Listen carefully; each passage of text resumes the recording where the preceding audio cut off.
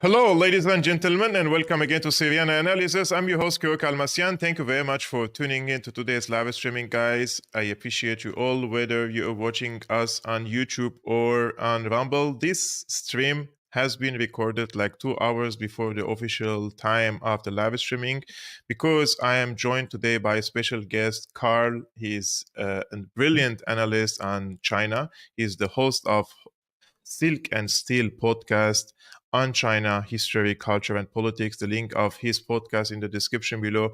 The reason why I invited Carl to this show today because I've been following the recent visit of Antony Blinken to China, and to be honest with you, I felt just a feeling. This is my gut feeling that there was a script being distributed to mainstream journalists, and there were unified terminologies being to write about this visit and to blame China for what is coming next. This is not to defend. I do not defend governments. I do not defend other countries' leaders. However, I try to understand between the lines and why the mainstream journalists have all of a sudden again unified their terminologies on China. It seems that the United States is going to strike back against China and hit China with sanctions. So they're preparing the people for what could come next. Carl, first of all, thank you so much for coming to this show. It's really always a pleasure to see your face and always a pleasure to hear your perspective.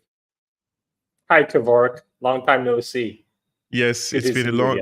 It's good to see you too, brother. Actually, this is a very important case to chat with you and to listen to your wisdom because look, whether I agree with you or don't on some of the issues, but I have a track history now that when I read to Carl in the past few years about what's happening in Far East Asia, and especially when it comes to China and America relationships, I see that you are more correct than the mainstream journalists. Therefore, listening to you could spare many of the audience the time and the energy to understand what's happening there.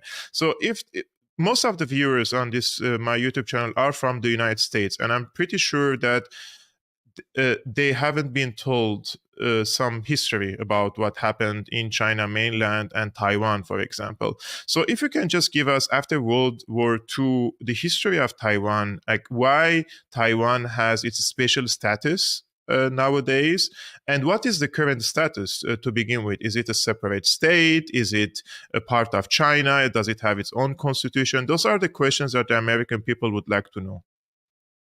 Okay, so Taiwan is part of China. Taiwan was part of China. In 1895 and between 1894 and 1895, China and Japan fought the first Sino-Japanese War. China was defeated, and China had to cede the island of Taiwan to the Empire of Japan. And Taiwan remained a Japanese colony for 50 years until 1945. Per the Potsdam Declaration, Japan was to return all the land it captured from China through previous wars. That would have included Taiwan. So after the Japanese surrender in 1945, Taiwan was returned back to China. But at the same time, the Chinese Civil War started between the nationalist government and the communists.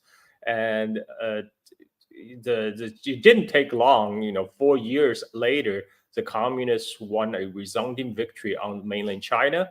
Chiang Kai-shek fled with his government to the island of Taiwan. Everyone at that time, both on Taiwan and on mainland China, expected the communist victory were soon to follow to the island of Taiwan. Then in June 1950, the Korean War broke out. And at this time, United States has anti-communist bug on its brain. It sees Korea, Taiwan, Vietnam as one struggle against the world communism. So when U.S. got involved in Korean War, which is actually a civil war between the two Koreas, and United States then decided you will deny the Chinese communists from crossing the Taiwan Strait to take over Taiwan. So President Truman authorized the 7th Fleet to send its aircraft carrier battle groups into the Taiwan Strait to prevent the Communist Army from crossing the Taiwan Strait. In 1950, mainland China, they did not have a navy. The Communist Navy was founded in 1949. It didn't have many boats. You would not have been able to defeat the Seventh Fleet in 1950. And so this was today, what we have today is a legacy of this suspended Chinese Civil War from 1950. As a result of President Truman decided to intervene in the Chinese Civil War. And now the divide persisted until up to 1970s. The government on Taiwan claimed to be the sole legitimate government of all China. In fact, Yes. Chiang Kai-shek's government occupied China's UN seat until 1972, 1971, when finally the UN voted to throw out Chiang Kai-shek's regime and replace it with the mainland China. And very soon after Nixon visited China, U.S. and China normalized their relationship under the premise of Shanghai Communique that was signed by President Nixon and Chinese Premier Zhou Enlai in Shanghai, which stated that U.S. recognized the Chinese that Taiwan is part of China, and Beijing is the sole representative of all of China. President Carter restated that when U.S. and China finally normalized their ties in 1979. This is the origin of U.S. One China principle, which says Taiwan is part of China. This is an issue to be resolved by Chinese people on both sides of the Taiwan Strait. U.S. takes no position. But in response to China normalizing ties with U.S., there was a powerful China lobby in U.S. that was basically funded by the government on Taiwan. And this led to the Taiwan Relation Act passed by U.S. Congress, which says U.S. is committing itself to provide Taiwan. It doesn't say U.S. is committed itself to the defense of Taiwan, but it says U.S. is committed itself to help Taiwan. And that all means arms sales, weapon sales. That has been the case since then. So, it's been 40, 50 years. Taiwan remains one of the largest arm purchases from the United States. And a lot of times they purchase weapons that nobody on Taiwan believes will be effective. Because Taiwan buys items like Abrams tanks. By the time you need Abrams tanks on the island of Taiwan, it's too late. But that's not the point. The point is, even people on Taiwan, they see the arm purchase as paying protection money, as a way if they purchase this large, expensive weapon system from U.S., you'll keep the U.S. Congress people happy that they will come to the aid of Taiwan. That is understanding. It's not the understanding those weapons will actually do anything. and people on Taiwan also don't believe that they will by themselves will be able to resist a mainland takeover. And they expect United States will have to do the heavy lifting, right? But U.S. may have different plans, as we see in Ukraine. U.S. plan has always been running proxy war, fighting Russians to the last Ukrainians. So I don't know if people told Taiwan that they have to, they will have to be the fathers. They can't expect the U.S. Marines to die for them. No. But this is the situation in Taiwan. But there's no we have been seeing in mainstream media about the supposedly China threat on Taiwan. We're seeing this, especially in English language media, almost constantly. First of all, if China, I don't believe China has the intention to do a military takeover anytime soon. Just the fact that time is on China's side. Every year that goes by, as the Chinese economy continue to grow, Chinese military continue to grow and upgrade, the balance of power is tilting toward mainland China every year. There's no point to start in 2027 when China will be even in a stronger position vis-a-vis United States in 2030. Yes. China can afford to wait. United States, on the other hand, this has been not openly talked about. The U.S. itself has a very limited time window to stop China's rise. Yes. The idea is past a certain date, by after 2027, it might be too late. Chinese economy has already reached the escape velocity. You will be the world's, according to the power purchase parity account, China is already the world's largest economy. And China is already the world's largest manufacturing base. And the idea is, given few years, Chinese Navy is going to be too powerful for U.S. Navy to defeat. And so right now, please continue. But this was the same strategy of Iran in the Middle East, the strategic patience vis-a-vis the US and Israeli hegemons in the region. They don't need to go to war against them. They have only to improve their military, economic, and financial situation, and also back themselves with superpowers like the rising China and Russia in this regard, and deal with them in the energy sector, and protect yourself and immunize yourself even without a nuclear weapon. And now that Israel has provoked Iran into extent that Iran had to retaliate, they didn't want to retaliate. They didn't want to strike. They don't need to open a regional war in the region. There are statements coming from the head of Hezbollah, for example, and he says, like, we may not even need to go into an all-out war against Israel. This could happen through time, through strategic patience, and the similar thing is with China. And please correct me if I'm wrong. The other day, I made the podcast and stream, and one of the two reasons I said why Taiwan is important for the United States, because the United States is an empire, not the empire that we thought like it's like a Roman empire, but it has or satellite advanced states, and one of which is they want for Taiwan to play that role in order to contain China and to block its free access to the international trade routes, for example, in the Far East Asia. Is this the only two reasons? Like, why would the United States invest so much, and like even like on the expense probably of its relationship with China? The United States and China should have more mutual interest, business interest among each other, than sacrificing this relationship on the expense of Taiwan, right? Why is it so important for the Americans, Taiwan? This is not about Taiwan. This is about American hegemony. Because U.S.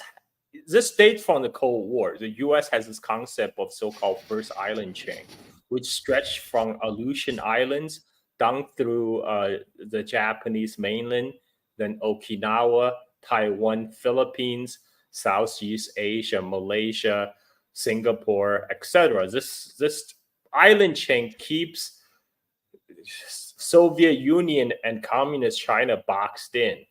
And after the collapse of Soviet Union, United States still want to contain Russia and China, and so Taiwan is seen as the weakest link in the first island chain because all the countries in the world recognize Taiwan is part of China.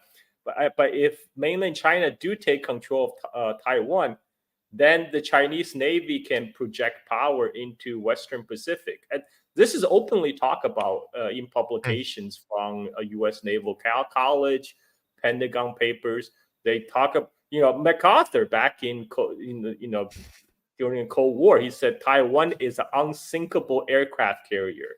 This is why China cannot have it. And so this is really about preserving the U.S. hegemony in East Asia. The idea is a domino effect, right? They always talk about, if we don't hold the line in Taiwan, this is the same domino theory they used during the Vietnam War to justify U.S. intervention in Vietnam War and Korea. in the Korean Peninsula as well. The idea is, if we don't stand up to now, they're using the same rhetoric in Ukraine. They say if we don't fight the Russians in Ukraine, we're going to have to fight them in Paris, which is ridiculous. It's even funnier. In Ukraine, it's funnier than in Taiwan, because in Ukraine, they say Ukraine has to join NATO so that Russia doesn't attack Ukraine because it's a NATO member. But if Ukraine doesn't join NATO and then Russia occupies Ukraine, next Russia is going to attack another NATO country, and that is Poland. Make it make sense. Yeah, it's. I mean, this is everything to justify the continued existence of military-industrial complex, and to justify NATO itself. NATO, its sole justification is to keep Russia out. And after collapse of Soviet Union, there actually wasn't much reason for NATO's continued existence. But then NATO started to find ways to justify itself with intervention in Yugoslavia and later in Afghanistan. Yes. And Afghanistan, that was a NATO operation. So these people wants to keep their jobs. Even that means continually propagating war across the world. And for China and Taiwan issue, this is also a good way for all the arms manufacturers of United States to keep their wheel greased. U.S. Congress just passed a $91 billion bill for Ukraine, Israel, and Taiwan. It was $61 billion for Ukraine, $26 billion for Israel, and $8 billion for Taiwan. And those money are not invested into the Taiwanese economy. Those money are just handed over to Lockheed Martin, Raytheon, and recycled. all recycled into all the military-industrial complex, and then it shipped to Taiwan in form of weapons. This is what China is against. So this is why when Xi Jinping and Biden met in San Francisco, one of the commitment China wanted to, from the U.S. side, is a reaffirmation of the One China principle. Biden did that, but U.S. politicians, they say one thing and they do another. Confucius says you listen to one's words, but you watch their action. And U.S. always say one thing and do another. They say they're affirmed by China principle. Blinken also said U.S. don't support Taiwan independence, but then they continually sell a lot of weapons system to Taiwan. And those weapons, again, those are weapon systems that don't necessarily actually help Taiwan's defense. It's stuff like boondoggles, like Abraham tanks. That's more about making money rather than shoring up Taiwan's defense versus mainland China. It's a grift. It's getting very difficult for countries like China and Russia, these countries operate on traditional diplomatic and political interactions with other countries. Like when the head of state says something, there is a gentleman agreement, even if it's not written on paper yet. Promises are respected, and what is written ink on a paper is respected. It's getting more difficult to deal with countries like the United States. It's difficult to deal with a country like in France, like in Germany. And these politicians, as you say, they say something and they do something else. It's getting very, you feel like they're tricking you, even if there is all the guarantees there. Like, for example, there were 2 agreements in Ukraine, right? The Minsk agreements. And then Angela Merkel and François Hollande says, we signed on this agreement to buy time for Ukraine. Like, you feel like everything has become just for them an opportunity to trick you, to fool you. It's like, I don't trust you anymore. I cannot deal with you, but I have to deal with you because you're there and you're actually threatening me. So I have to deal with you somehow to contain you, right? But it's for me, I don't want to be in the shoes of any politician in China, in Iran, or in Russia, or in any other country which still have some political sanity. But with this, I feel like it's a playground for them. It's like a kindergarten. You're not dealing with serious politicians anymore. I mean, in traditional diplomacy, there's a give and take. There's a reciprocality. You do something for me, and I'll do something for you. But the way of a mode operandum of United States right now is you do what I say, but I'm not going to make any promises. I'm not going to do anything for you. This is what happened when Blinken went to China. He criticized China. He blamed China for having a normal trade relationship with Russia, and he threatened Chinese bank with financial sanctions if this trade continue. But what is China getting in return?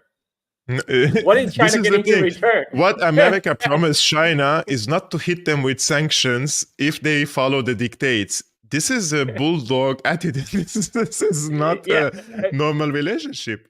Yeah, I mean, like, especially at the time when United States is already sanctioning Chinese tech companies, it's placing a blanket semiconductor ban on China, and now you want China to comply with more demands from United States. If not, the U.S. will apply more sanctions. I mean, that's not how normally diplomacy is carried. I mean, this is why during the Anchorage meeting a few years ago, the Chinese representative just said, U.S. is in no position to speak to China from a position of strength. You don't get to dictate to us. But this is something I think it's hard for U.S. politicians to swallow because they're so used to the unipolar moment after the end of the Cold War when U.S. was a hyperpower that could do whatever it wanted. It's you're either with us or against us. And they don't understand everything for them is a zero-sum game. Your loss is my gain. And that's not how China do business. China do business, okay, let's find a solution that benefit both of us. For example, the Elon Musk just went to China. And because China recently they roll out some laws to require to place restriction on government on government purchases of Tesla, because Tesla, there's some concern about the Tesla dash cam could capture some sensitive data. So that's how they make money, by the way.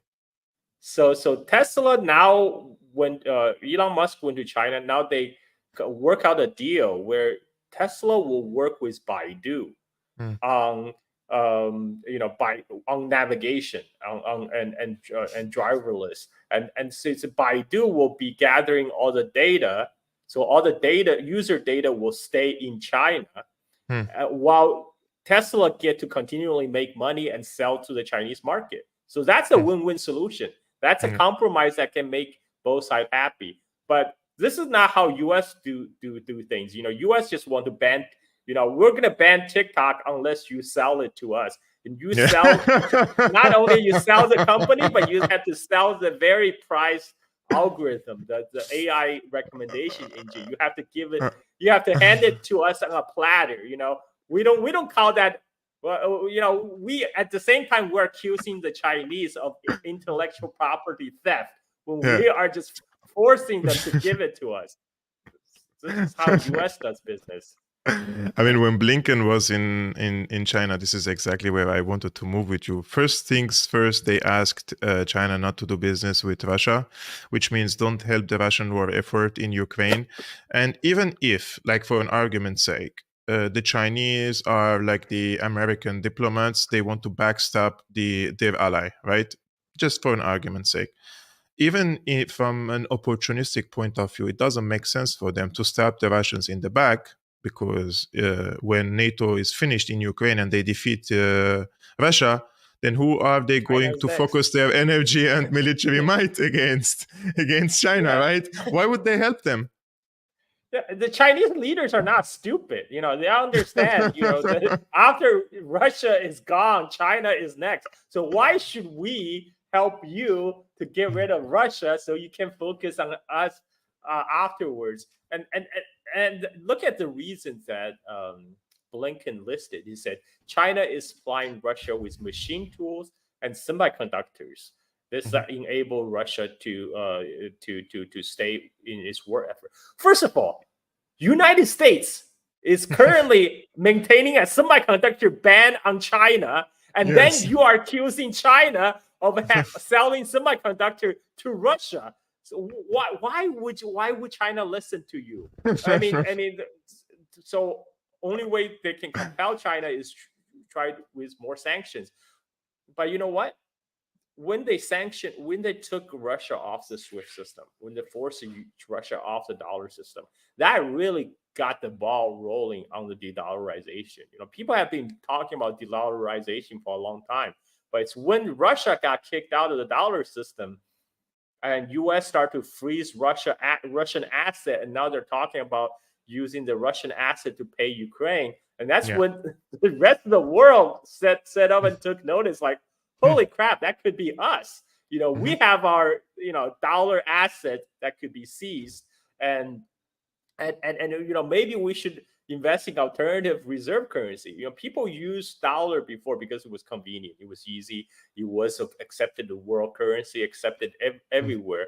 But United States decided to weaponize it, use as a bludgeon to beat up its geopolitical opponent. But that's backfired spectacularly. Now the BRICS are talking about having a BRICS common currency. If Blinken carry out of his threat sanctioning Chinese banks, the de-dollarization is going to be an avalanche. Just can you imagine if China just get off the dollar? That because right now, there's another reason why Janet Yellen went to China beforehand, because China has a large trade surplus with United States.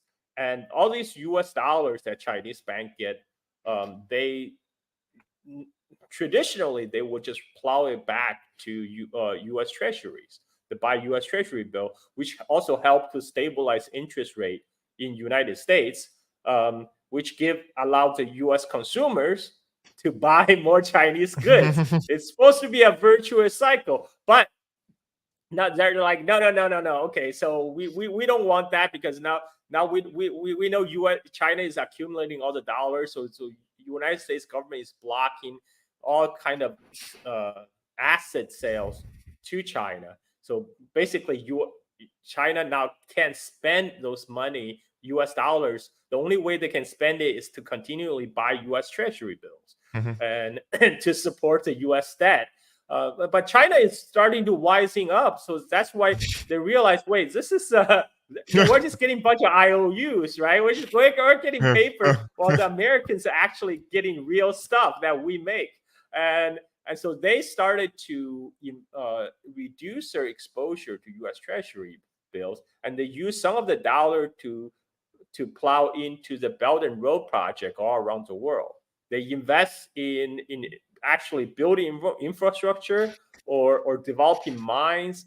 And so that way they're getting something concrete rather than the IOU.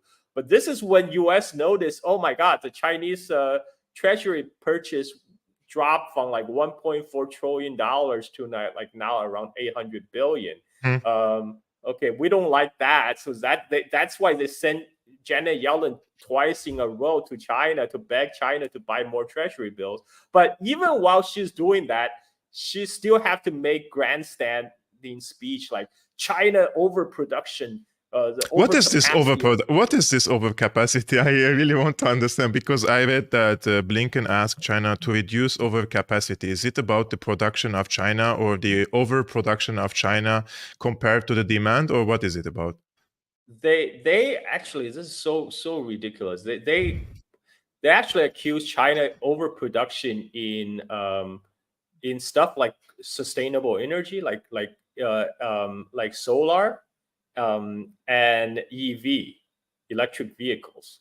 They say the Chinese overproduction is threatening the Western industries in all these new industry development, because they're flooding the world with their product.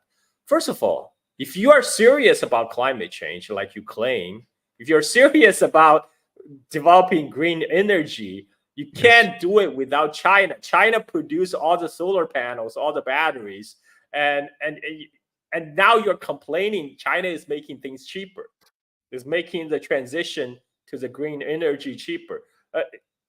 so your goal is to actual high inflation? I mean, like China, if let's just say for the argument's sake, China overproduction is a real thing. It actually make things cheaper all across the world. Yes. How is that a bad thing? But How it's like because they cannot produce cheaper products like in China. So for example, the electric cars, in the same characteristics, same features, they are more than $10,000 or euro difference between the Chinese car. So the free market here, it doesn't suit the Americans on the long run. exactly, because China, United States cannot compete at this point because all the advanced manufacturing have moved to China, and people can go watch videos of how these EV cars are getting made in China. They're made in fully automated factories. A lot of Americans' concept of China is still like sweatshop of like slave labor. But if you look at actual the Chinese EV factories, it's all these cars are built by robots. And Yes. in US, they're still have workers bolting the door on the cars. I mean, how can you compete with that? How can you compete with assembly lines of robots and fully automated factories? Of course they can't compete. And Elon Musk said as much. He said without tariffs, without trade barriers, the US automakers will get killed. All the traditional Yes. automakers will get killed. Today I was This is reading what they're something complaining about about. Today I was reading something about these EV cars in China. I just want to make sure that the production of each of these electric cars in China, the assembly of the car by these robots, it takes around 14 minutes or something by these high-tech machines in China. Like every 14 minutes you have an assembly of a new car, not the production of the pieces, but the assembly of it. It's scary, like how fast the Chinese can produce similar cars. And I'm not a fan of an electric car, but when I see it from inside, for example, it's really luxurious. What's might even be more scarier for U.S. planners? Now the Chinese missile factories are also automated. Hmm. They're making missiles with some like full automation. Wow. They can produce thousands of missiles. Cranking out missiles 24/7. And this is another reason. This is another reason why the U.S. knows this. By the way, that's why the U.S. aircraft carriers now try to stay away from the Taiwan Strait because whereas before in 1950 that was a demonstration of power when U.S. Yes. its aircraft carrier battle groups through Taiwan Strait. Now they're just target. Now they're just presenting a target-rich environment for all the Chinese missiles. That's based in China. Hmm. So again, China is not in a hurry. Like every year that goes by, China will going to have more missiles, more submarines, more ships. And China more is to not rushing export. to And exactly, more to and China export is to the not. rest of the world. I think it's an Yep. opportunity. China has to be seen as an opportunity, especially for the countries in the developing countries. In the countries, they are looking to improve their infrastructure, reliable, let's say, infrastructure, and also with cheaper prices, and also non-politicized loans. Like those are important things, in my opinion, for the developing countries to rise. And this doesn't play in favor of the United States. They have a different approach. And I spoke about this in length. Like the approach is really psychopathic, like it's not only like a zero-sum game. The way they think, it's like at the end of the plan, it's like they're trying to push you from the cliff, like all the time there is like a trick. You always working on a ticking bomb. You have to be careful when you're dealing with them. Like you shake their hand, and then the second year they could kill you, like Gaddafi, right? Like 1 year before he got murdered, he was shaking hands with Obama. Saddam was their friend. Like this is something that That, has to be addressed. Like imagine that China, how they treated Assad when he came to China. You remember, right? Like they treated him like a king. and they rolled him this red carpet. They respect him because they know that he defended his country and he defended his own people, and he is in a similar line. He is a respected politician and he knows how to deal with China. And the Chinese also know partly why the Americans are stationed on the eastern shore of the Euphrates, because partly they don't want for China to have a free access for its Silk Road initiative to come to Syria and to the Mediterranean. So everybody knows what's the issue here, but everybody is also not so in rush, as you said. Like the Syrians aren't rushing with the Americans, the Chinese aren't. They're just holding their hands and taking the Americans to because the Americans are in a shrinking mode, so they're taking them to the place that they want to go because they don't want to cooperate. The problem is, for me, like, Americans do not want to cooperate with China, with Iran, with Russia. Otherwise, it would be mutually beneficial for everyone to grow together. But they don't want that, and they accuse everyone that they are ideologically radical. But they are the biggest ideologues in the world. The way they see the world is from an ideological lens. And what proves this point is what Blinken posted on his Twitter account when he met with President Xi Jinping. He said, quote, "I met with People's Republic of China President Xi Jinping today in Beijing. We had a substantive conversation on regional and global issues and people-to-people ties between our nations. The US will continue to defend our interests and values, even as we seek to deepen cooperation to deliver for people in both countries." And one of the commentators said, "Why does everything center around American interests and values? Why is it always about them? What about the Chinese interests? What about their values? Why do they think that their values is the best and everybody has to copy them?" This is an ideological stance. It's coming from an ideological lens. Like Putin said during his Tucker Carlson interview, he said, unless the US leaders get rid of this hegemony from their brain, nothing is going to change. It doesn't matter who is going to be in office, whether Biden or Trump.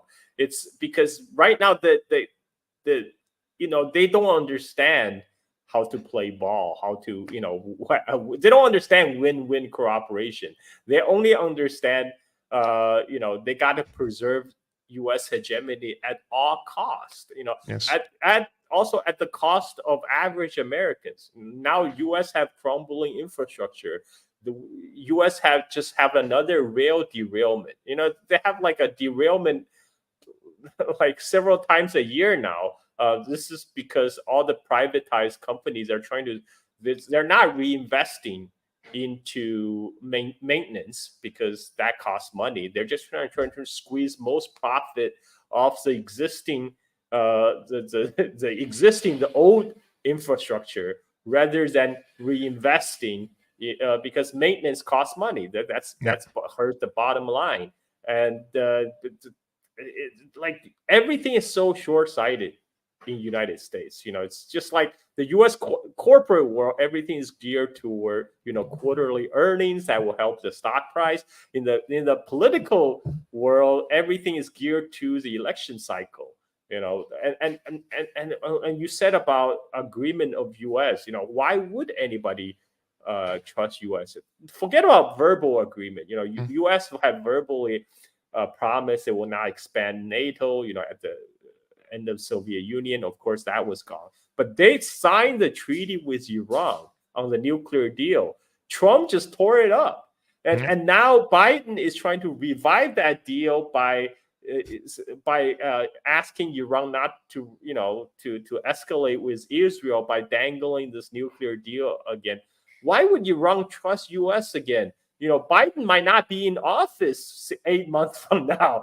He will not be in office. He will not be in office. Yeah, and then you just have Trump to tore up the agreement again. I mean, why even bother?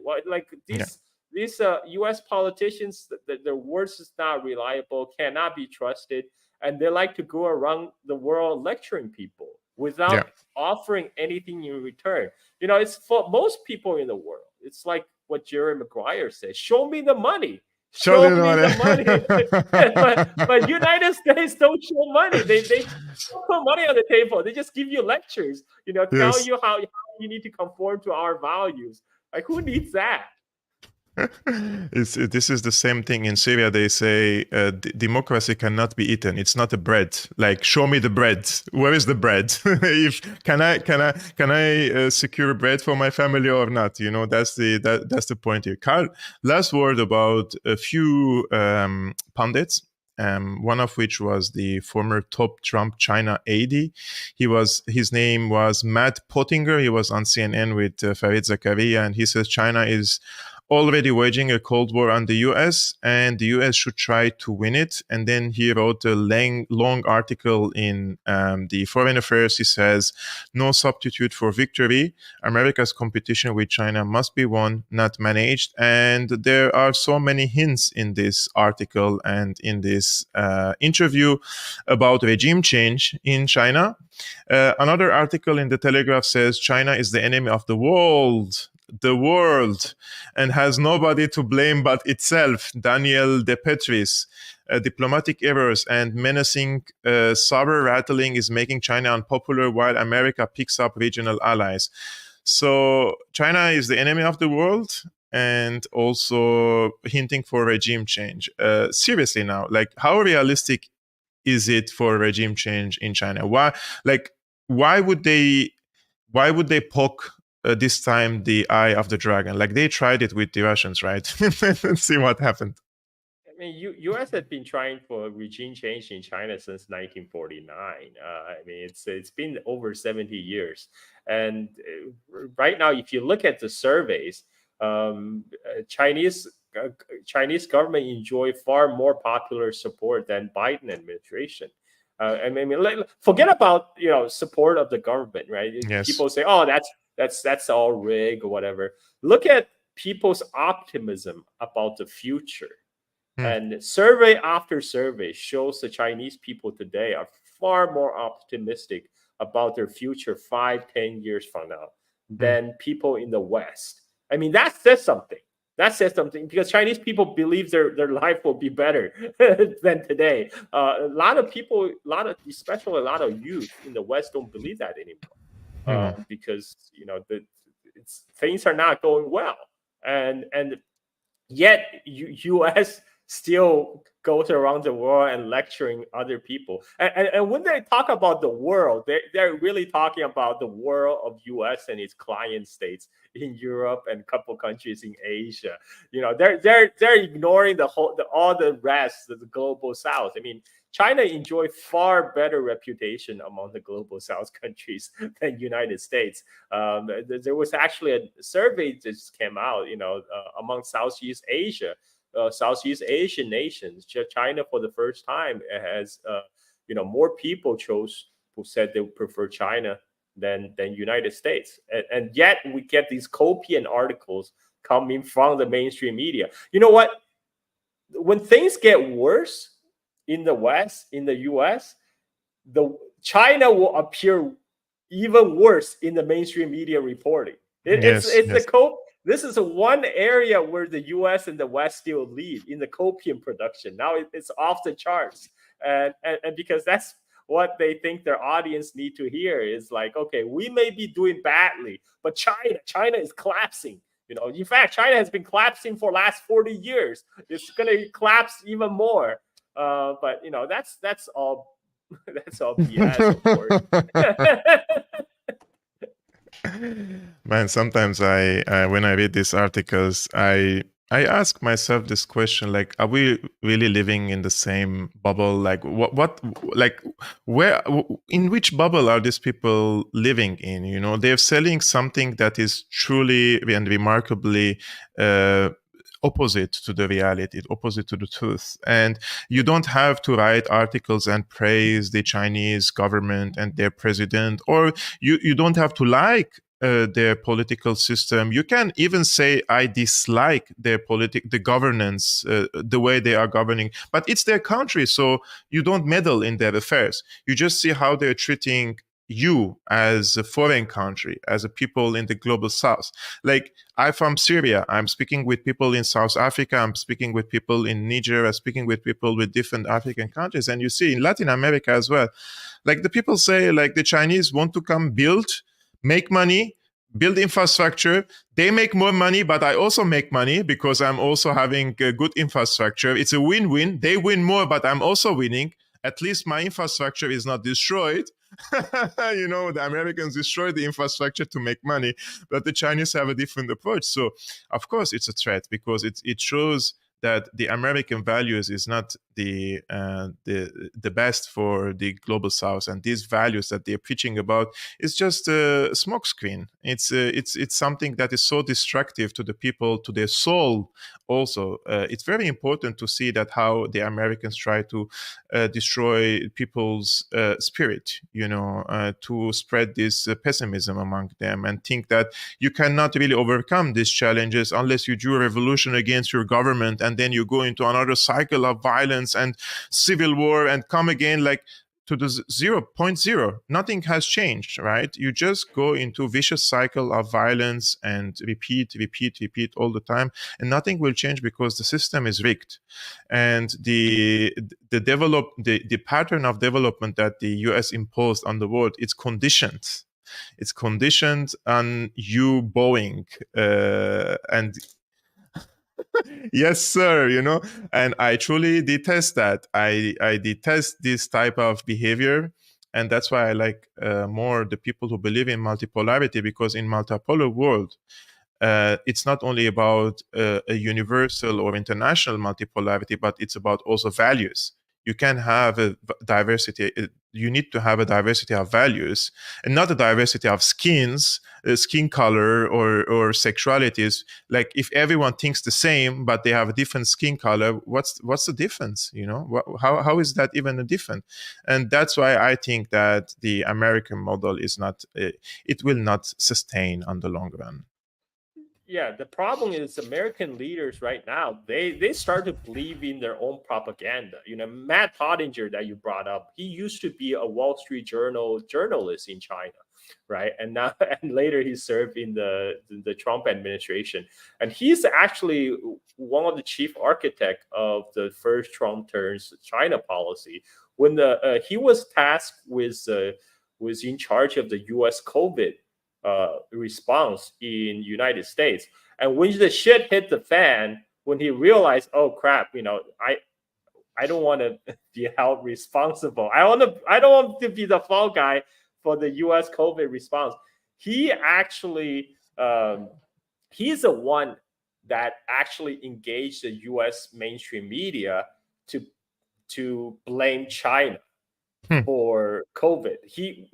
At that time, you will find articles about they talk about U.S. White House officials trying to push the line to shift the blame on China. That House official is Matt Pottinger. He was the one that was originally tasked with the U.S. COVID response. When that didn't work, he decided to just try to shift the blame to China. And he's one of the big China hawks. And he now he makes no now he doesn't even disguise the fact that he wants regime change in China. But it's a pipe dream because how? But Carl, my friend, this guy, I watched his interview on CNN. I'm not even a China expert, but if I was there in the same studio, many of his arguments have so big holes in it, like you really wonder how could these people become in a position of an advisor. Like they're advising a president to pursue policy against country like China. You're not speaking about a country that is isolated, a country that is not so relevant as relevant as China. You're speaking about China. You need to have smart people around you advising you. How am I on earth appointing someone like this who speaks like he was accepted by the CNN? Like imagine, like he's an arch Trumper and he was an advisor for Trump, and he's you said like he's a big hawk, right? And he was received as a respectable guest on CNN, and they let him say what he wants. He has a lot of friends in the media, and he wasn't just any advisor. He was a deputy national security advisor to Trump. I mean, that's a pretty big, important position. And I mean, right now, like his counterpart would be like Jake Sullivan today for Biden. We know Biden he's not making all the policies. Biden half the time doesn't even know what he's talking about. Yeah. It's people like Jake Sullivan, the National Security Council, that's pulling strings. That's actually in charge of the U.S. policy in Ukraine and in the Middle East. And frankly, it's a big mess. It's a big mess because all these people who are so full of themselves and who start to believe their own propaganda about the U.S. exceptionalism, and they are now in a very important position to act out, and it's disaster. It's disaster. Yes. Like, even if your end goal is to preserve the U.S. hegemony, you got to be smart about it. You got to be smart about it. Like, right now, a lot of the problem the U.S. empire is facing right now, it's actually not Russia, it's not China, it's self-inflicted. Russia and China are just focusing on their own problem, but because you think the real reason they have problem with Russia and China, because Russia and China are one of the few sovereign, truly independent and sovereign countries in the world that they can say no to the United States. And the U.S. don't like that. U.S. don't like sovereignty. Sovereignty is something that U.S. don't believe in, because that goes against the whole empire. Against their values. Yeah, it's against their values. It's against the rule-based international order, right? Like Putin said, who made the rules? Who made the rules? Hilarious, Carl. It's always a pleasure, really, to have you on my channel and share your insight with the audience of Syriana Analysis. Really, thank you so much for coming, guys. It goes without saying, his X account and also his podcast are both in the description below. Please hit him a follow and check his work, which is also valuable. He has been having also Scott Ritter recently multiple times. I watched it. It's great. So, Carl, thank you so much, really, for coming to my show. Thank you, Kevork. Always a pleasure. Guys, thank you so much for tuning into today's live streaming, and we will come again tomorrow at 5 p.m. Central European Time, 11 a.m. Eastern American Time. Peace be upon you, upon your families. Salam.